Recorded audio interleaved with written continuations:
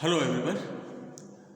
Welcome back to Fundamentals of English Grammar. This is Dr. R.V.S. Maurya. Guys, we were having sounds, English sound, and we had learned vowel sound, diphthong sound, consonant sounds, and among sounds, different kinds of sounds, plosive sounds, fricative sound, affricative sound, nasal sound, or other kinds of sound. So we have finished sounds, English sounds. Now we come to how sounds are used for pronunciation. How sounds are used for pronunciation. English has a definite pronunciation. Of course, English is spoken in almost all the parts of the world, but there are, of course, there are a lot of varieties in English. Say, American English is there, British English is there, Canadian English is there, Australian English is there, and then Indian writing in English is there. So we have a lot of English and its kind. But if for understanding, for common understanding and for common use, authorities of BBC London, they went for one sort of pronunciation for academic purpose, especially for school children and college students, that there shall be one pronunciation, and this pronunciation was called received pronunciation. This is called received pronunciation. Received pronunciation. It is also known as RP. RP. So RP is everywhere. In India, in all schools and colleges, RP is taught so that the students can pronounce well so far as English language is concerned. So RP, received pronunciation, indicates that we have one type of pronunciation and one type of English sound that should be practiced academically. And let us see how we go with this pronunciation and how we can use the words, use the sounds. For example, say I have written this teaching. So teaching English. तो what is the exact pronunciation of teaching, हम इसको कैसे sound में लिखेंगे? तो आप देखिए ए ऐसे लिखेंगे ट, ये है ट, और अगर ये हम ऐसे कर देते हैं ऐसे, तो ये लॉन्ग वावल होता है सीट, और फिर च लिखते हैं कैसे? च ऐसे लिखते हैं, च लिख दिया है, च हो गया, तो टीच है, ये हो गया टीच। अब इस टीचिंग लिखना है तो इसको और ये teaching, this become teaching. So this is a sound, this is sound. If you go with the sound, little chances are there that you can make mistake. Chances of making mistake in pronunciation is very less. For example, we have common words also. For example, we can say boy, boys, girl,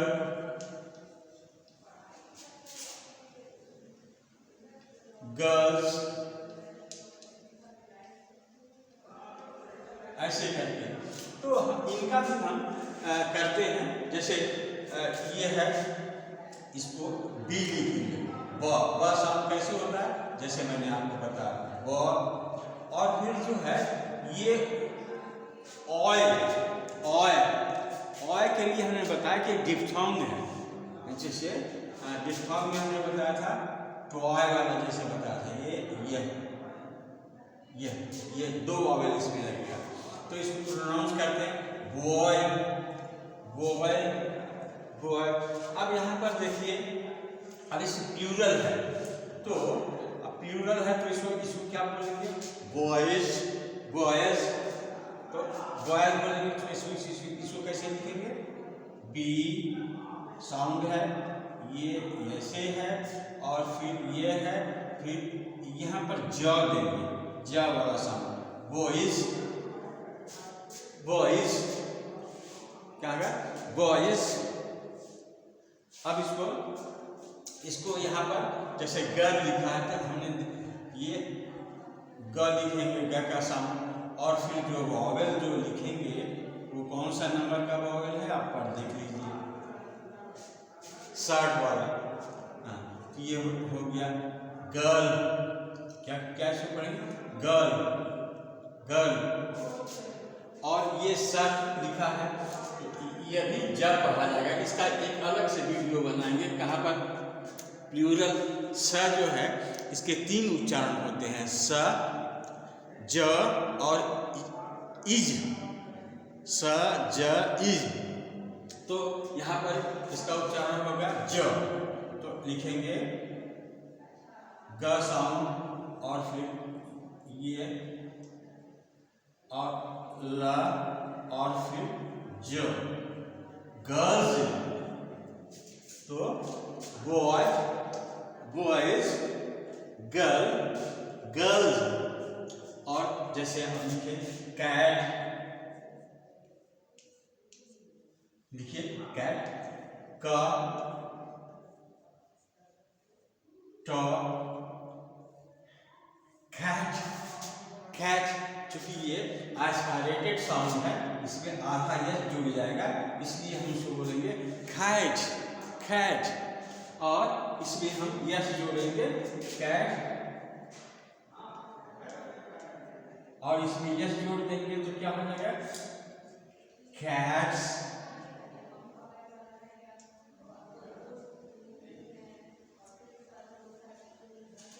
cats cats, cat cat cats cats. तो आप देखो कि ये plural स का 3 उच्चारण होता है।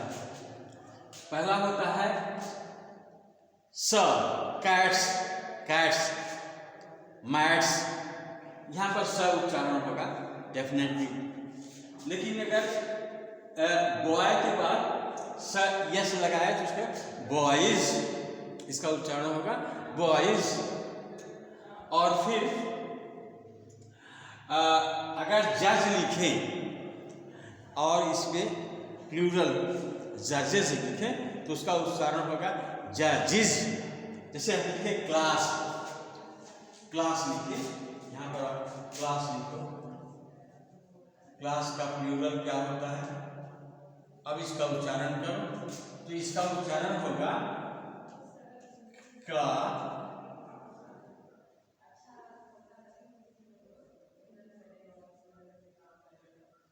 क्लासेस, इसका उच्चारण होगा क्लासेस। तो आपने देखा कि एक प्लूरल स का उच्चारण 3 होता है, स होगा, ज होगा और इज होगा। तो ये भी देखने की चीज़ है, ये जानने की चीज़ है। इसको हम अलग से वीडियो में हम बताएंगे कि कब ये स हो जाता है, कब वो ज होता है, कब वो इज होता है। दूसरी चीज़ जो हम आपको बताने जा रहे हैं कि फोनेटिक ट्रांसक्रिप्शन में क्या होता है, जिसका महत्व होता है स्ट्रेस का। एक अलग से वीडियो हमने बना करके रखा है, स्ट्रेस और सिलेबल को कैसे गिना जाता है, उसको हम आपको हाईलाइट करेंगे। तो इसका भी बड़ा महत्व है। जैसे हम किसी का उच्चारण करते हैं, अंग्रेजी में हिंदी जैसा सपाट नहीं बोला जाता है कि जैसे आप सपाट बोल दीजिए, ऐसा कुछ नहीं है। इसमें इसका मतलब होता है, अगर हम स्ट्रेस या इनोटेशन करके देते हैं, जैसे हम लिखते हैं एकेडमी, जैसे हमने लिखा एकेडमी,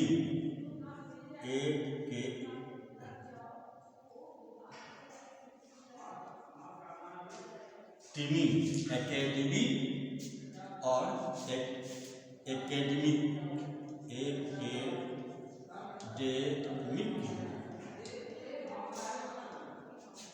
और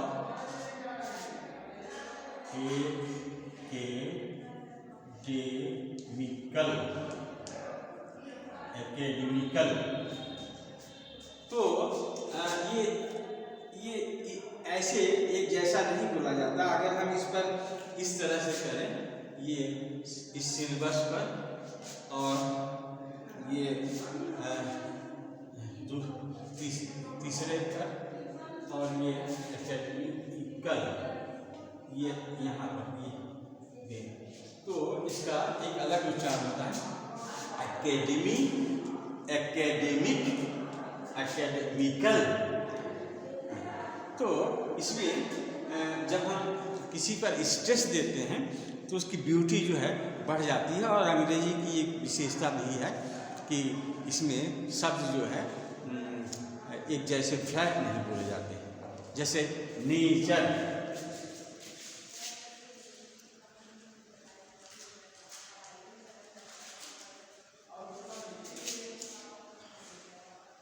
नेचुरल। अब नेचर बोले और नेचुरल बोले तो इसमें फर्क आ जाता है। Nature, natural, nation, nation, nation, national, national, nation, national, ऐसे। तो जब हम उस पर हम स्ट्रेस देते हैं तो उसका उच्चारण भी बदल जाता है और मीनिंग भी बदल जाता है। कैसे मीनिंग बदलता है? जैसे हम किसी को हम नाउन के रूप में और वर्ब के रूप में दोनों में इस्तेमाल करते हैं। तो वहाँ थोड़ा ये बतलाने के लिए कि हम नाउन में इस्तेमाल कर रहे हैं या वर्ब में इस्तेमाल कर रहे हैं, तो थोड़ा सा प्रोनाउंसिएशन में चेंज आ जाता है। जैसे अगर हम कहें कि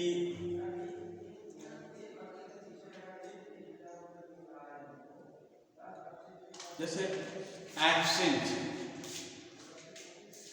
ये हम एक लिखते हैं एब्सेंट।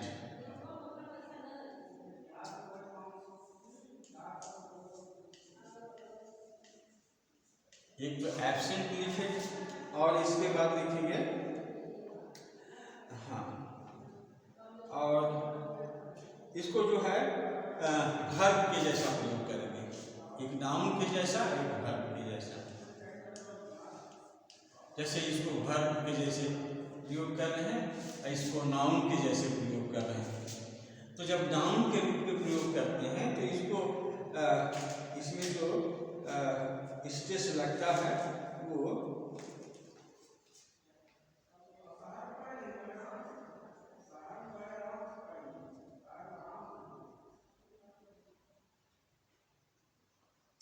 पहले जैसा लगता है, पहले के, और ये जो है दूसरे हो गए absent, absent, absent, absent, absent. तो इसका स्पेलिंग तो एक ही है लेकिन इसका प्रोनाउंसिएशन अलग होता है। तो इसमें वैरायटी यहाँ पर भी आ जाती है। इसको डिफरेंस करने के लिए जो है इसका प्रयोग करते हैं। और जो इसकी और विशेषता जो होती है, बोलने में ये रिदमिकल हो जाता है। जैसे अब ये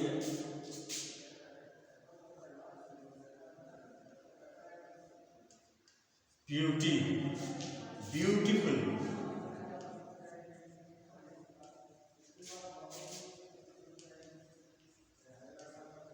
beautifully,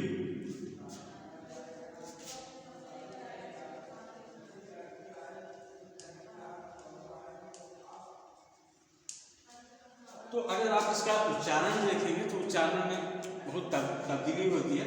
ब्यूटीफुल है या ब्यूटीफुल है, फुल नहीं होता। ब्यूटीफुली है, यहाँ पर फली है, और यहाँ पर ड्यूटी बी प बोले ब्यूटीफुल, ब्यूटीफुल, ब्यूटीफुल, ब्यूटीफुल। तो आप इसको जिस ढंग से बोलेंगे और ये पढ़ने में, बोलने में, ये सारी चीज़ में इसका ख्याल रखा जाता है। आजकल लोग प्रोनाउंसिएशन पर बहुत ध्यान दे रहे हैं, लेकिन ये कोई बहुत बड़ी मैटर नहीं है, बहुत ज़्यादा मायने नहीं रखती। लेकिन आप उसको सही ढंग से बोलने की कोशिश कीजिए।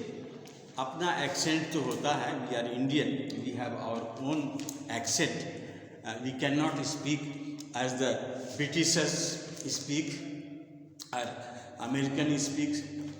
We are Indian, we speak like Indian. We too have a bulk of literature that certified that we can also write beautiful English and speak English in our own way. So it doesn't mean that we are ignorant of that fact. But I want to convey that the knowledge of this phonetics is a must. Knowledge of phonetics is must, because the world is turning global, and we cannot say that certain thing. One funny story is there that one gentleman came to our department, that is Department of English at Banaras Hindu University, and he said, my head of the department, out of courtesy, he said, "Sir, when did you come?" He says, "I have come to die. I have come to die." The gentleman was not aware of the sound he was producing. He thought that he has come to die. So he said, okay sir, if you have come to die, Varanasi is good place to die. You go to some Mukti Dham, there are some hostels, there are people from our country also, from our states also, and from different parts of the country. I say, come to die. So, no, you don't understand. I have come to die. And he was saying that I have come to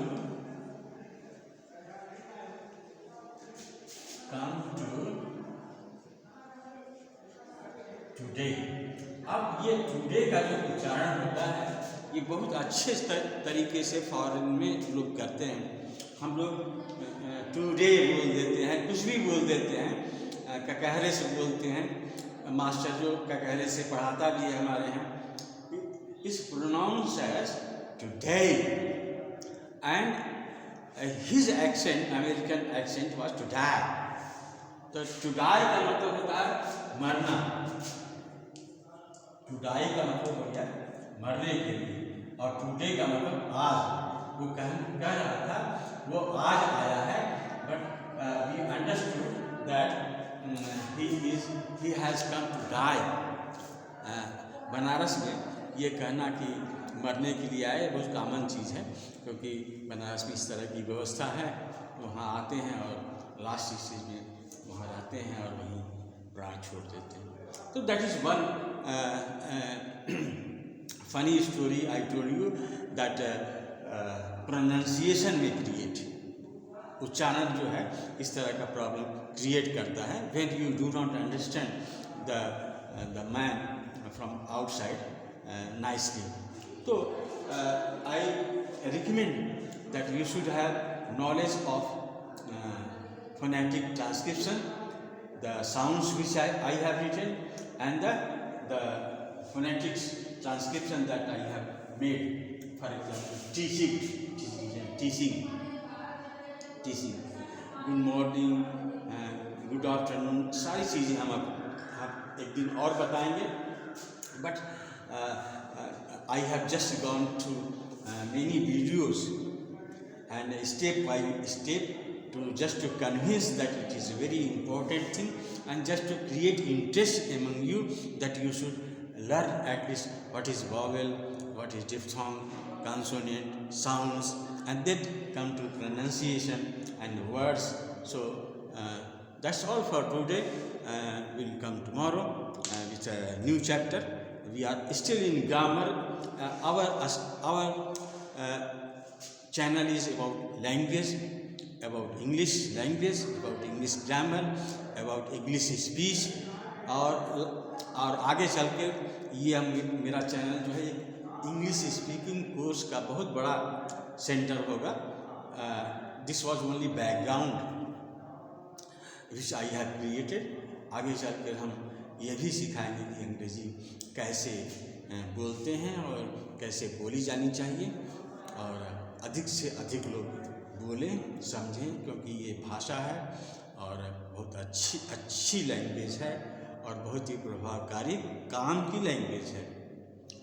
अभी आप जो लोग बहस करते हैं कि अंग्रेज़ी नहीं सीखेंगे, नहीं, उनको बता दें 75 साल के बाद सिर्फ 5% लोग ही अभी तक IAS PCS को हिंदी में क्वालिफाई कर सके हैं. बाकी 95% अभी भी दूसरे भाषा में IAS क्वालिफाई करते हैं, UPSC क्वालिफाई करते हैं. अभी लेटेस्ट न्यूज़ आपको बता रहे हैं, पौने 5 या 5 भी नहीं पहुंचा 5%, 75 साल के बाद भी. And if you say that I don't want to learn, this is all forget. So don't forget all these things.